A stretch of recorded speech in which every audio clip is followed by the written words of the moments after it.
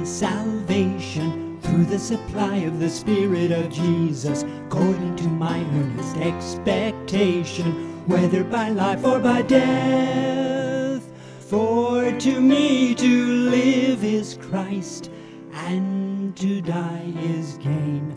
I know that this shall turn to my salvation through the supply of the Spirit of Jesus, according to my earnest expectation, whether by life or by death.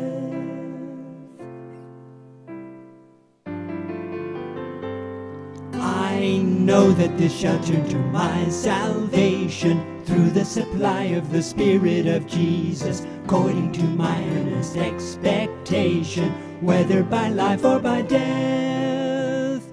For to me to live is Christ, and to die is gain. I know that this shall turn to my salvation through the supply of the Spirit of Jesus, according to my earnest expectation, whether by life or by death.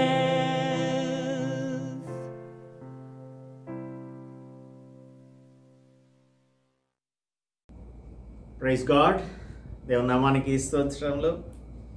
ఆదివారం ఉదయకాలమందు దేవుని స్తుతించి ఆరాధించడం, ఆయన యొక్క బిడ్డలంగా పరిశుద్ధులంగా ఆయన సన్నిధిలో చేరి ఆయన వాక్యమును ధ్యానించటం దేవుడు మనకు అనుగ్రహించిన ఆధిక్యతగా పరిగణించాలి.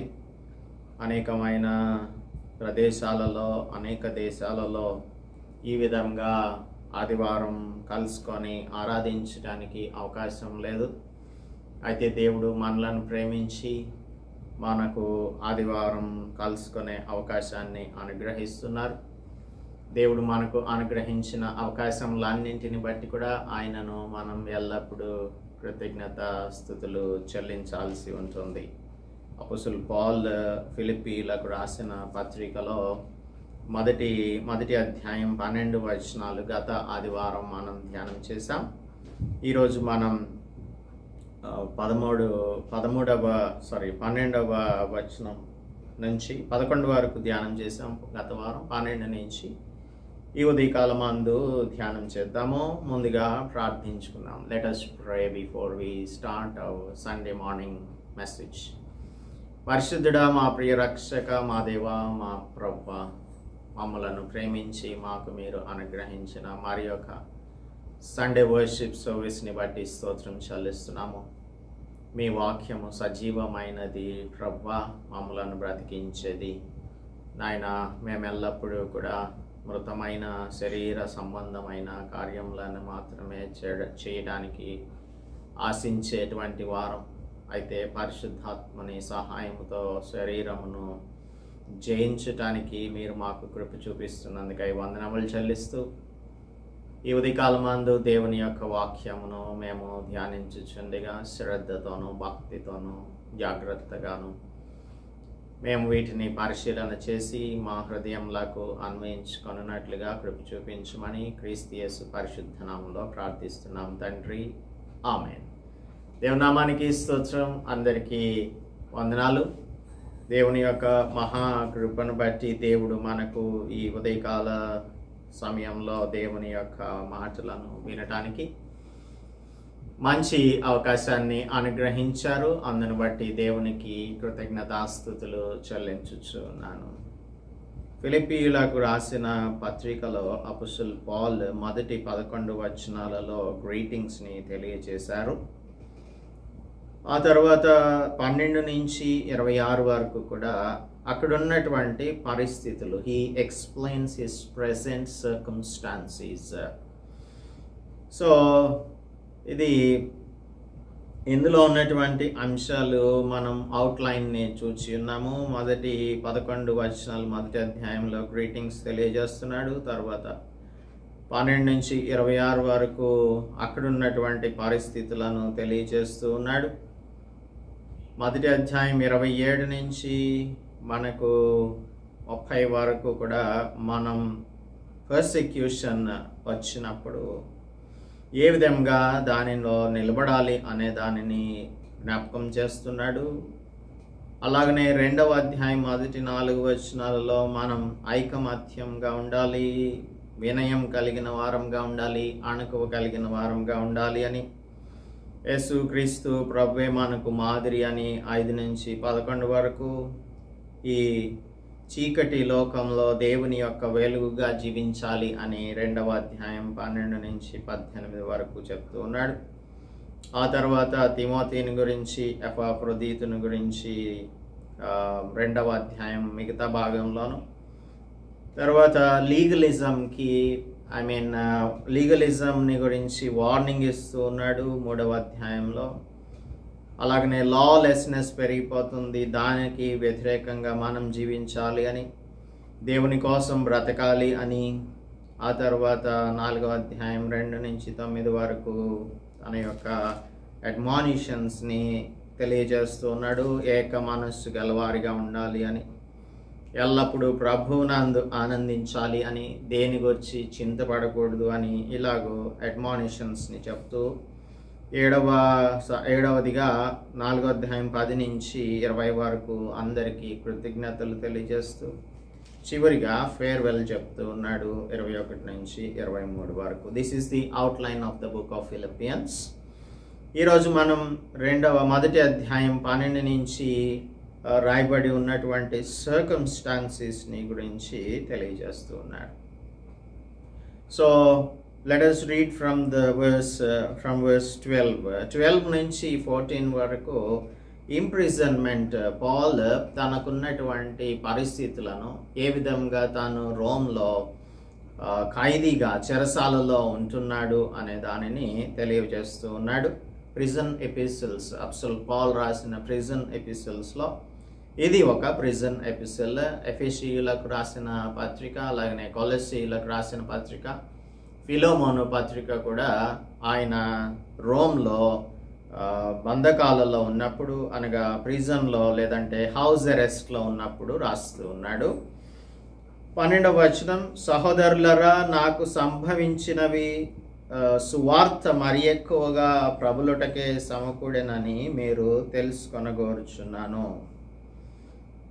ఇప్పుడు ఫిలిపియన్స్ అనుకుంటున్నారు, ఎందుకు అపోస్తలుడైన పాల్ని దేవుడు చెరసాలలో పెట్టించాల్సి వచ్చింది అని వారి యొక్క ఆలోచన. కొందరైతే ఇంకొంచెం ముందుకు అడుగు వేసి, అపోస్తలుడైన పాల్ తాను చేసిన పనులకు గాను దేవుడే తనను చెరసాలలో పెట్టించాడు అని వీరు ఉప్పొంగుచూ ఉన్నారు. కొందరు వారి ఇష్టం వచ్చినట్టుగా మాట్లాడుతూ ఉన్నారు. పాల్ని ప్రిజన్లో పెట్టడం అనేది దేవుని చిత్తం అని అనుకుంటూ ఉన్నారు. ఇంకా పాల్ ప్రిజన్లో ఉండటాన్ని బట్టి దేవుని యొక్క సువార్తను మేము ప్రకటించడానికి దేవుడు మాకు అవకాశం ఇచ్చాడు అని కొందరు అంటూ ఉన్నారు.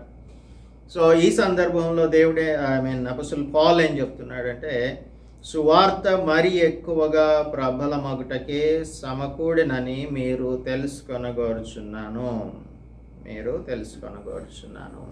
మన జీవితంలో దేవుడు ఏం జరిగినా కూడా అది దేవుని యొక్క చిత్త ప్రకారంగానే జరుగుతుంది. చెరసాలలో ఉన్నా కూడా దేవుని యొక్క కృప మనకు తోడుగా ఉంటుంది. అపొస్తలుల కార్యముల గ్రంథంలో మనం చదువుకున్నాము.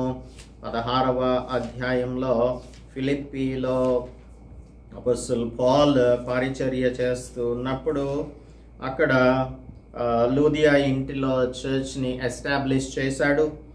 అయితే ఈ ప్రార్థనా స్థలానికి వెళ్తున్నప్పుడు ఒక చిన్న దానిని మీడియంగా ఉపయోగించుకొని పైథాన్ అనే దయ్యం పట్టినదిగా ఉన్న చిన్నదానితో ఫ్యూచర్ టెల్లింగ్ లేదంటే ఫార్చ్యూన్ టెల్లింగ్ చెప్పించుకుంటూ ఒక స్త్రీ ఆమెను లాభం సంపాదించడానికి ఉపయోగించుకుంటున్నది. ఆ సమయంలో అపోస్తలుడైన పాల్ ఆమెను గురించి వ్యాకులపడి, ఆ చిన్నదాని గురించి వ్యాకులపడి ఆ పైథాన్ని వదిలిపోమ్మని దేవుని నామంలో ఆజ్ఞాపించగానే ఆ పైథాన్ అనే దయ్యం వదిలిపోయింది, పుతోను అనే దయ్యం వదిలిపోయింది. ఎప్పుడైతే ఆ దెయ్యం వదిలిపోయిందో ఆమెకు లాభ సాధనం పోయిందని తెలుసుకుని పౌలుని శీలను ఇద్దరిని కూడా గ్రామపు చావిడిలోనికి అధికారుల దగ్గరకు తీసుకొని వెళ్ళిపోయింది. అప్పుడు న్యాయాధిపతులు ఏం చేశారు, వారి వస్త్రములను లాగివేసి వారిని చాలా దెబ్బలు కొట్టి చెరసాలలో భద్రంగా పెట్టాలని చెరసాల నాయకునికి ఆజ్ఞాపించారు. ఆ ఆజ్ఞ అందుకున్న ఈ చెరసాల నాయకుడు వారిని చెరసాల్లో తోసి వారి యొక్క కాళ్లకు బండ వేసి బిగించాడు, బాగా కొట్టాడు. అయితే దేవుడు వారితో ఉన్నాడు, వారు దేవుని స్తుతిస్తూ ఉన్నారు. అపోస్తలుడు పౌలుకి ఇంప్రిజన్మెంట్ కానీ, దెబ్బలు తినటం కానీ, దేవుని కోసం హింసించబడటం కానీ ఇవన్నీ కూడా క్రొత్త విషయాలేమీ కూడా కాదు. దేవుడు తనను ఎందుకు పిలుచుకున్నాడు అనే సంగతి అపోస్తలుడు పౌలుకి బాగా తెలుసు కనుక వీటన్నింటినీ కూడా కేర్ చేసేటువంటి పరిస్థితి కాదు. దేవుడు దీనిని ఎందుకు నాకు తన యొక్క సంకల్పం చొప్పున నా జీవితంలో ఈ విధంగా చేశారో అనే దానినే అర్థం చేసుకుంటాడు కానీ ఎందుకు వచ్చింది నాకు ఈ విధంగా బాధలు కష్టాలు అని ఎప్పుడు కూడా అనుకోడు. సో మనకు ఆ వృత్తాంతం అంతా కూడా తెలుసు. ఆ తర్వాత వారిని చెరసాల నుంచి వెలుపలికి పంపించేశారు. 40వ వచనంలో 16:40 అపోస్తలుల కార్యంలో వారిని బతిమాలుకొని వెలుపలికి తీసుకొని పోయి పట్టణం వేడిచిపోండని వారిని వేడుకున్నారు. వారు చెరసాల్లో నుండి వెలుపలికి వచ్చి లూదియా ఇంటికి వెళ్ళి అక్కడ సహోదరులను చూచి ఆదరించి బయలుదేరి వాళ్ళు వెళ్ళిపోయారు. అక్కడి నుంచి ఆంఫిపోలికి, అపోలోనియాకి, తెస్సలోనికకు ఆ విధంగా వారి యొక్క మిషనరీ జర్నీలో వారు ముందుకు సాగినట్లుగా చూస్తూ ఉన్నాం. సో ఇదంతా కూడా దేవుని యొక్క సువార్త ప్రబలం అవటానికి. ఆ జైల్లో పెట్టకపోతే ఆ జైలర్ మారేవాడు కాదు, వారి కుటుంబం రక్షింపబడేది కాదు. సో దేవుని యొక్క చిత్తం, దేవుని యొక్క ఏర్పాటు ప్రకారం అన్నీ కూడా మన జీవితాలలో జరుగుతూ ఉంటాయి అని నమ్మేవాడు అపోస్తలుడు పౌలు. దేవుని బిడ్డలైన మనం కూడా అన్ని విషయాలలో దేవుడే చూసుకుంటాడు అనే ఆ స్థిరమైనటువంటి నమ్మకం కలిగిన వారంగా జీవించాలి. ఈ చెరసాలలో ఉన్నా కూడా దేవుని యొక్క శక్తిని, ఆయన యొక్క ఆశీర్వాదాలను వీరు అనుభవిస్తూ ఉన్నారు. సో వారి యొక్క బంధకాలన్నీ కూడా దేనికోసం వచ్చాయి అనేది అది దేవుని యొక్క సార్వభౌమ అధికారాన్ని బట్టే దేవుడు అన్ని కూడా చేస్తున్నాడు అనేది వారికి తెలుసు. మత్తయి సువార్తలో యేసు ప్రభు 16వ అధ్యాయంలో అంటున్నాడు, పాతాళ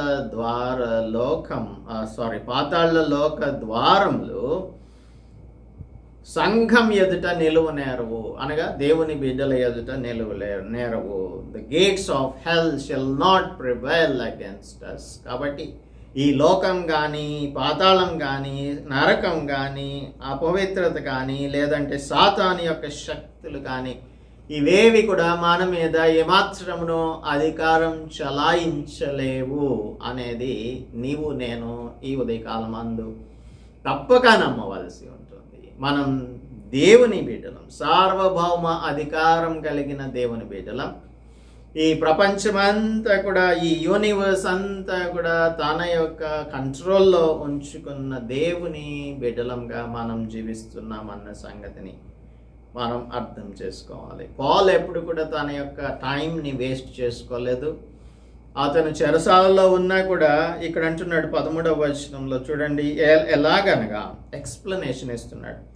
సువార్త ప్రబలం అవటానికే సమకూడినవి ఇవన్నీ అని చెప్తూ దానికి ఎక్స్ప్లెనేషన్ ఆర్ రీజన్ చెప్తూ ఉన్నాడు. చూడండి, ఎలాగనగా నా బంధకములు క్రీస్తు నిమిత్తమే కలిగినవని ఈ ప్రెటోరియన్ గార్డ్, ఇంపీరియల్ గార్డ్ ఉన్నారే, ప్రెటోరియమను సేనలోని వారికి అందరికీ తక్కిన వారికి అందరికీ స్పష్టమాయను.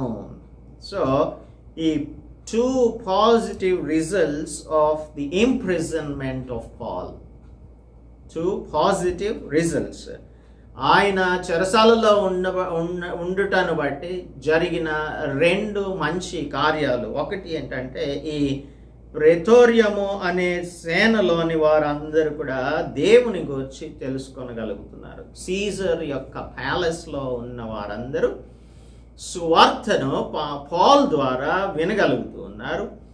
రెండోది, మెనీ క్రిస్టియన్స్, చాలా మంది క్రిస్టియన్స్ వారు తక్కిన వారు అని అంటే వీరే, ఈ మిగిలినటువంటి వారందరికీ కూడా దేవుని యొక్క శక్తి ఏంటో అర్థమైంది. అందుకనే వారు ఏం చేస్తున్నారు, మరియు సహోదరులైన వారిలో ఎక్కువ మంది నా బంధకముల మూలంగా ప్రభువునందు స్థిర విశ్వాసం గలవారై నిర్భయంగా దేవుని వాక్యం బోధించుటకు మరి విశేష ధైర్యం తెచ్చుకున్నారు.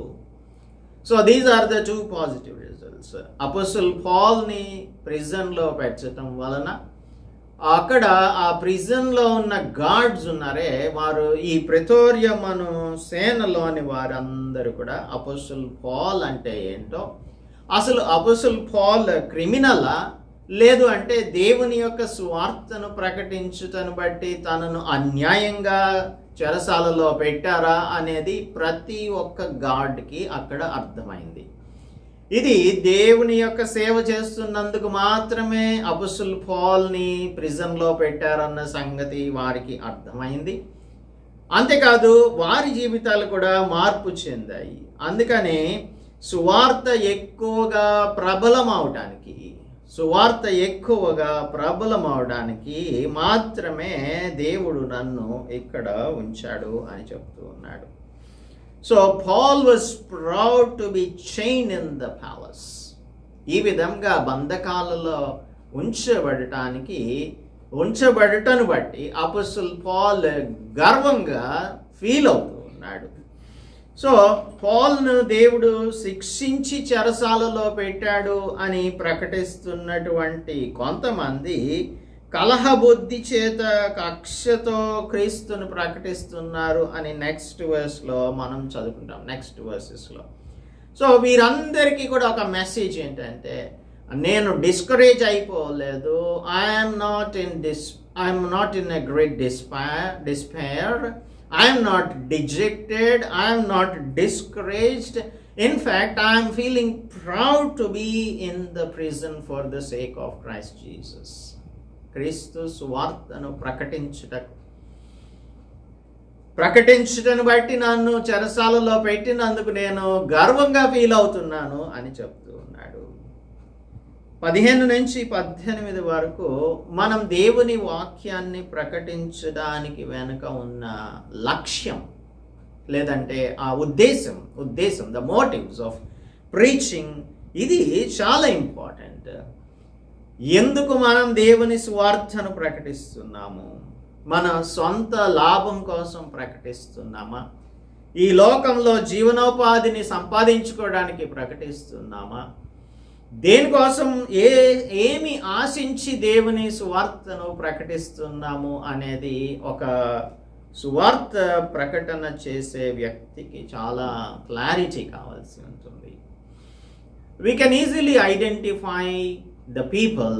ప్రీచర్స్ని మనం ఈజీగా ఐడెంటిఫై చేయొచ్చు. అపోస్టల్ పాల్ అందుకనే he is warning against the false teachers in chapter 3, 3వ అధ్యాయంలో అబద్ధ బోధకులను గురించి తను హెచ్చరిక చేస్తూ ఉన్నాడు.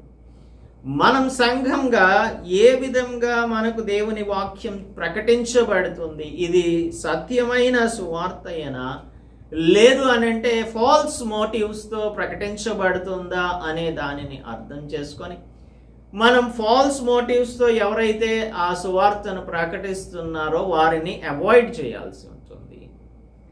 సత్య సువార్తను ప్రకటించే వారిని మనం అప్రిషియేట్ చేయాలి, వారు చెప్పేది మనం వినవలసి ఉంటుంది.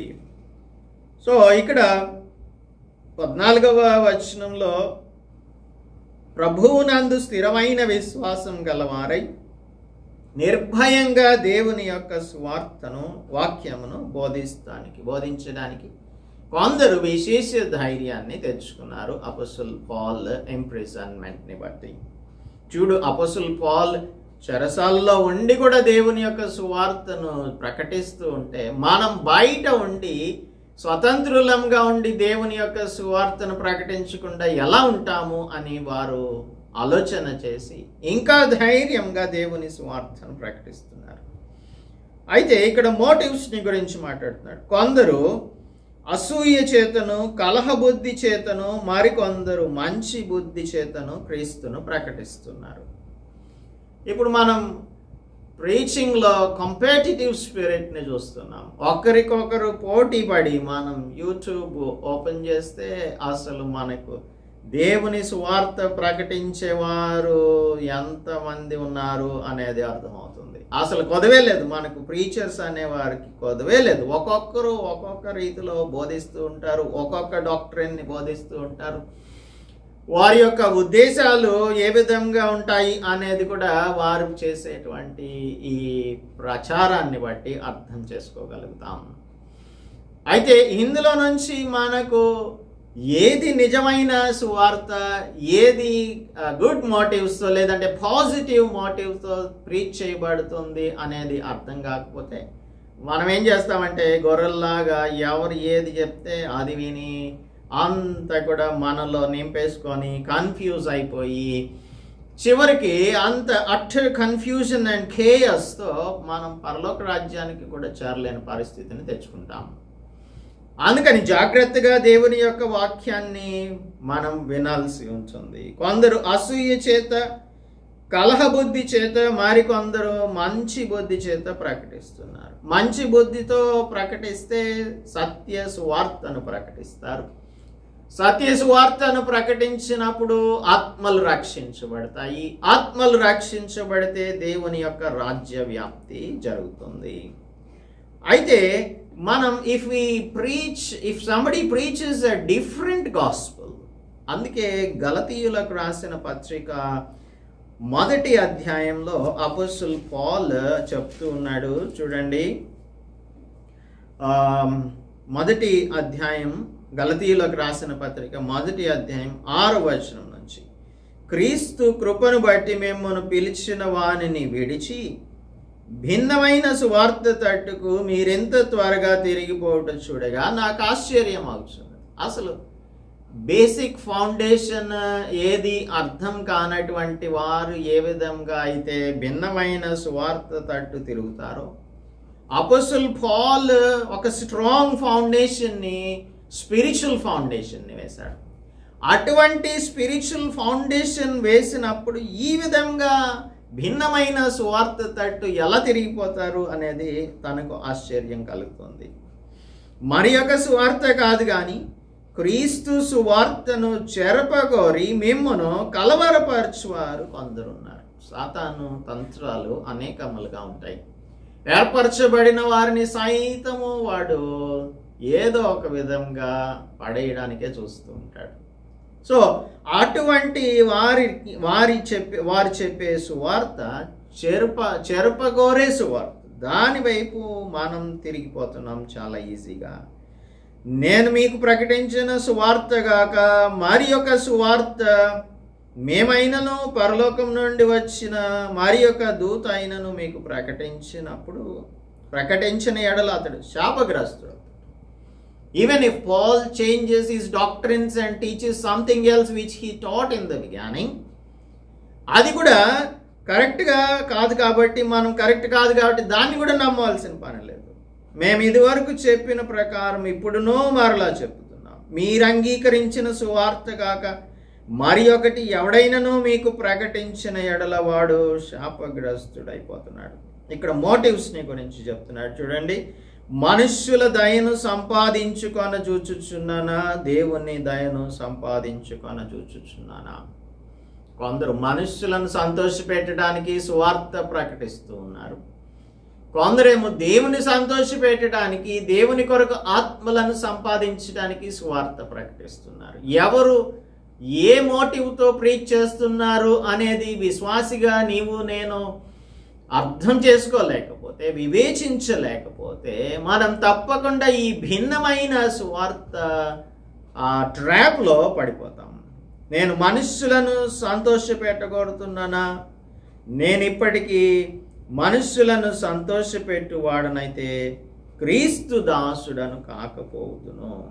దేవుని యొక్క సేవకులు అని పిలువబడుతున్నటువంటి వారు మనుషులను సంతోషపరచడానికి దేవుని వాక్యాన్ని మ్యానిపులేట్ చేసి చెప్తే వారు క్రీస్తు దాసులు car.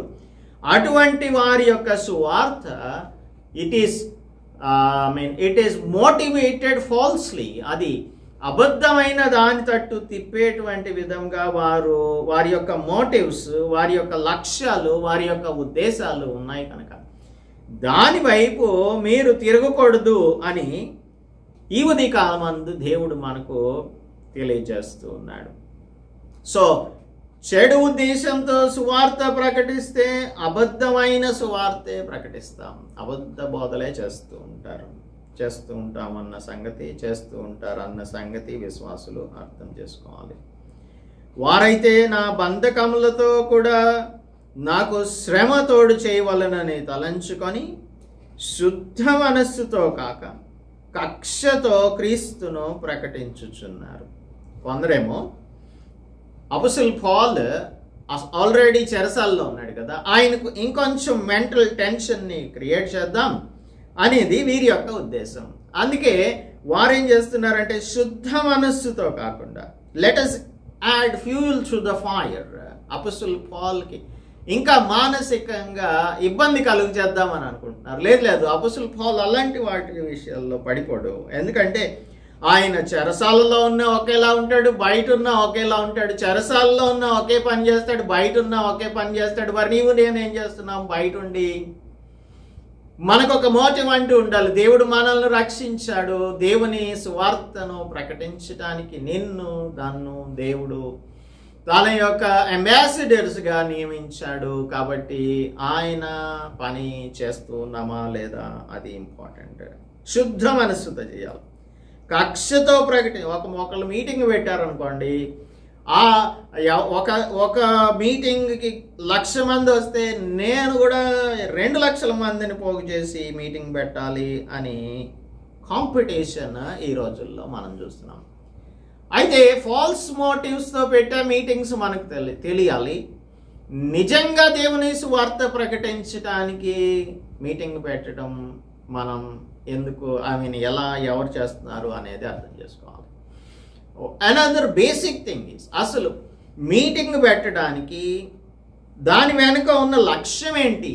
Is it to mint money, డబ్బు సంపాదించుకోవడానికి, విరాళాలు పోగు చేసుకోవడానికి, లేదంటే పేరు ప్రఖ్యాతులు మనకు సంపాదించుకోవడానికి దేవుని యొక్క సువార్త సభలు పెడుతూ ఉంటే, అసలు మనం నిజంగా ఆలోచించితే ఆ సువార్త సభలకు ఎంతమంది అన్యులు వస్తున్నారు, ఆ సువార్త సభలలో ఎంతమంది అన్యులు దేవుని అంగీకరిస్తున్నారు అనేది ఒక స్టాటిస్టిక్స్ని కనుక మనం చూస్తే 100కి 200% విన్నవారే క్రైస్తవులే మరల మీటింగ్లకు, ఆయన మీటింగ్లు, ఈయన మీటింగ్లు, ఆయన పెట్టాడని ఈయన పెట్టాడని మీటింగ్లు, వీటికి మనం అటెండ్ అవ్వడమే కానీ దీని వలన దేవుని ఆత్మలను క్రొత్తగా సంపాదించడం అనేది ఎక్కడన్నా జరుగుతుందా అని ఆలోచిస్తే ఈ దినాలలో అలాంటిది ఏమీ జరగట్లేదు.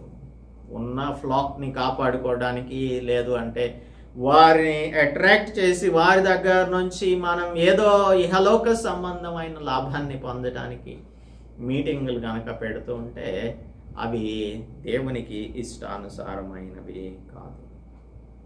కొందరేమో సువార్త పక్షాన వాదించడానికి నియమింపబడి ఉన్నానని ఎరిగి ప్రేమతో ప్రకటిస్తున్నారు. అపోస్టల్ పాల్కి సపోర్ట్ చేస్తున్నారు. వారు ప్రేమతో ప్రకటిస్తూ ఉన్నారు. ఇక్కడ మోటివ్స్ చాలా important. Love is very important. Love, without love you can not preach the gospel. కాబట్టి మనం ప్రేమతో దేవుని యొక్క వాక్యాన్ని ప్రకటించాలి. మనుషులు నశించిపోతున్నారు, దేవుని యొక్క రాకడ వచ్చేస్తుంది, వీరందరూ కూడా దేవుని రాజ్యం నాకు వారసులు కాలేకపోతున్నారు అనే ఆ బాధతో మనం దేవుని యొక్క వాక్యాన్ని ప్రకటించే వారంగా ఉండాలి. అయితే అంటున్నాడు అపోస్తలుడు పౌలు, ఆయననేమి మిష చేతనే కానీ, మిష అంటే ప్రిటెన్స్, అంటే వీరు మనసులో ఒక ఉద్దేశం పెట్టుకొని బయటకు ఇంకొక ఉద్దేశాన్ని బయటకు ప్రచారం చేస్తూ ఉంటారు. మిష చేతనే కానీ, సత్యం చేతనే కానీ, ఏ విధం చేతనైనను క్రీస్తు ప్రకటించబడుతున్నాడు. పౌల్ మీద పోటీగా దేవుని సువార్తను ప్రకటిస్తుంటే గుడ్, మీరు ప్రకటించండి, నేను కూడా చెరసాలలో నుంచి ప్రకటిస్తాను. అందుకు నేను సంతోషిస్తున్నాను, ఇక ముందును కూడా సంతోషిస్తాను. మరియు నేను ఏ విషయంలోనూ సిగ్గుపడక ఎప్పటి వలనే ఇప్పుడును పూర్ణ ధైర్యంతో బోధించుట వలన నా బ్రతుకు మూలంగానైనా సరే, చావు మూలంగానైనా సరే, క్రీస్తు నా శరీరమందు ఘనపరచబడునని నేను మిగుల అపేక్షించుచు నిరీక్షించుచున్న ప్రకారం అని అంటున్నాడు. సో మరియు నేను ఏ విషయంలో సిగ్గుపడట్లేదు. నన్ను జైల్లో పెడితే నేను ఎందుకు సిగ్గుపడాలి? సిగ్గుపడవలసింది నన్ను జైల్లో పెట్టినటువంటి వారు. ఎందుకంటే నాలో ఏం తప్పిదం లేదు, నేను సువార్తను ప్రకటిస్తున్నాను, ఎవరిని చెరపట్లేదు, నేను ఎవరిని పాడు చేయట్లేదు, ఎవరి జీవితాలను నాశనం చేయట్లేదు. అందరి జీవితాలు బాగుపడాలని యేసు ప్రభు ఎందు నిమిత్తమైతే ఈ లోకంలోకి వచ్చాడో దానిని నేను ప్రకటిస్తూ ఉంటే నన్ను ప్రిజన్లో పెడితే నేను ఎందుకు సిగ్గుపడతాను? సిగ్గుపడట్లేదు నేను I'm not ashamed because I'm in the prison అని అంటూ నేను ఏ విషయంలో కూడా సిగ్గుపడ, ఎప్పటి వలనే, అప్పుడు అంతే, ఇప్పుడు అంతే, ఇప్పుడు కూడా పూర్ణ ధైర్యంతో. నన్ను చంపేస్తారా? If I have to die for Christ, I will die for Christ. If I have to live for Christ, I will live for Christ. కనుక నేను బ్రతికుంటే దేవుని కోసమే, చనిపోయినా కూడా దేవుని కోసమే. నా బ్రతుకు మూలంగా పూర్ణ ధైర్యంతో బోధించుట వలన, నా బ్రతుకు మూలంగానైనా సరే, ఒకవేళ దేవుని కోసం హతసాక్షి అయ్యాడు అనుకోండి, అపోస్తలుడు పౌల్ క్రీస్తు కోసం చనిపోయాడు అని అందులో కూడా దేవుని యొక్క సువార్త ప్రకటించబడుతుంది. చావు మూలంగానైనా సరే క్రీస్తు నా శరీరమందు ఘనపరచబడునని. మన జీవితం కూడా అలాగే ఉండాలి. బ్రతకటం అయితే క్రీస్తు, చావైతే లాభం. బ్రతకటమైనా చావైనా ఏదైనా సరే దేవుని కోసమే. ఇటువంటి సెల్ఫ్లెస్ క్రిస్టియన్స్ ఎంతమంది ఈ ఉదయకాలం ఉన్నారో మీ హృదయాలలో మీకే అర్థమవుతుంది. మిమ్మల్ని మీరు పరిశీలన చేసుకుంటే, నేను మిగుల అపేక్షించుచు నిరీక్షించుచున్న ప్రకారంగా మీ ప్రార్థనల వలనను యేసుక్రీస్తు యొక్క ఆత్మ నాకు సమృద్ధిగా కలుగుట వలనను ఆ ప్రకటన నాకు రక్షణార్థంగా పరిణమించునని నేను ఎరుగుదును. ఇప్పుడు అపోస్తలుడు పౌల్ అనుకుంటున్నాడు, ఇక్కడ 2 థాట్స్ ఉన్నాయి ఆయనకు. ఒకటి ఏంటంటే, ఇదే బంధకాలలో ఉండగా నన్ను వీరు తప్పక చంపేస్తారు అనేది ఆయన అనుకుంటున్నాడు. ఒకవేళ ఈ వీరు దేవుని యొక్క చిత్త ప్రకారంగా దేవునికి ప్రార్థన చేస్తూ ఉన్నారు కదా, ఫిలిపియన్ చర్చ్ వారు ఆ పౌల్ని విడిపించమని ప్రార్థన చేసేవారు అనేక మంది ఉన్నారు అక్కడ. కొందరైతే విడిపించకూడదు అంటున్నారు కదా, కొంతమంది ఆయన విడిపిస్తే మంచిది, వచ్చి మరలా మాతో సువార్త పరిచర్యలో ఉంటారు అని అనుకునేవారు ఉన్నారు. అయితే ఆ ప్రకటన గురించి అందరు ఎదురు చూస్తున్నారు. Maybe Paul will be released అని, వారు ప్రకటన వస్తుందేమో, అపోస్తలుడు పాల్ ఈజ్ రిలీజ్డ్ అని ప్రకటన వస్తుందేమో అని అనుకుంటున్నారు. ఆ ప్రకటన రక్షణార్థంగా పరిణమిస్తుంది ఒకవేళ దేవుని యొక్క చిత్త ప్రకారంగా. It is not because of the prayers, but it is the will of God. అందుకే అంటున్నాడు, ఆత్మ, యేసుక్రీస్తు యొక్క ఆత్మ నాకు సమృద్ధిగా కలుగుట వలన దేవుడు తనను తన యొక్క ఆత్మతో నింపుతున్నాడు అనేది ఆయనకు చాలా క్లియర్గా తెలుసు. అందుకనే దేవుడు నన్ను ఒకవేళ చెరసాలలో నుంచి విడుదల చేస్తే నేను వచ్చి మీతో కూడా దేవుని యొక్క పరిచర్యను చేస్తాను. నా మట్టుకైతే బ్రతుకుట క్రీస్తే, చావైతే లాభం. సో మరలా దీనిని ఎందుకు చెప్తూ ఉన్నాడంటే, ఒకవేళ నన్ను కనుక విడిచిపెట్టలేదు అనుకోండి, చంపేశారనుకోండి, అది కూడా లాభమే. సో ఏదైనా సరే, I'm ready to do anything, I'm ready to sacrifice my life for Christ Jesus.